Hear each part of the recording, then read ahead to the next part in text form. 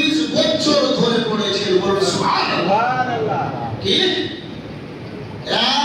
গাউসে আজম ঈশার ওযুতে ফজরের নামাজ 40 বছর ধরে, 40 বছর ধরে ওযু টিকা রহে বাবা, ওযু টিকা রহে থাকবে।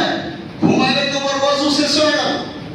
শরীয়ত মোতাবেক কোনো মানুষ যদি কোনো জিনিসে টেক লেগে ঘুমায়, কোনো মানুষ যদি করা যায় এই পিলারটাকে সরিয়ে দেওয়া হয় তো মৌলভী সাহেব পড়ে যাবে, তো ওযু হয়ে গেল। হয় না এরকম? বালিশকে তাকিয়াকে রেখে দিয়ে এরকম টেক লাগিয়ে কেউ ঘুমাচ্ছে, ওই তাকিয়াকে যদি আপনি সরিয়ে দেন আর ওই যদি পড়ে যায় তো মাসলা আছে, ওর ওযু হয়ে গেল। আল্লাহু সুবহান। তো গাউসে আজম এর থেকে বোঝা গেল যে ঈশার ওযুতে ফজরের নামাজ 40 বছর যদি ধরে পড়ে তো 40 বছর ধরে গাউসে আজম ঘুমালেন না? জোরে সুবহানাল্লাহ। আল্লাহ আল্লাহ করতে থাকলেন।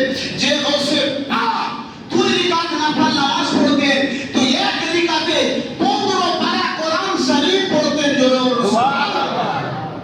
একটা সূরা রহমান যদি কেউ মৌলভী সাহেব পড়ে তো মাথা খারাপ হয়ে যাবে, মুক্তাদি।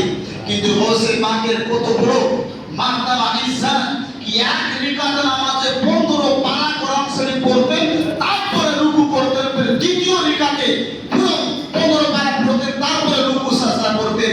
2 রাকাত নামাজে পুরো কোরআন তেলাওয়াত করতেন। আল্লাহ সুবহান, কত বড় মার্তবা দিয়েছিল আল্লাহ পাক রব্বুল ইজ্জত।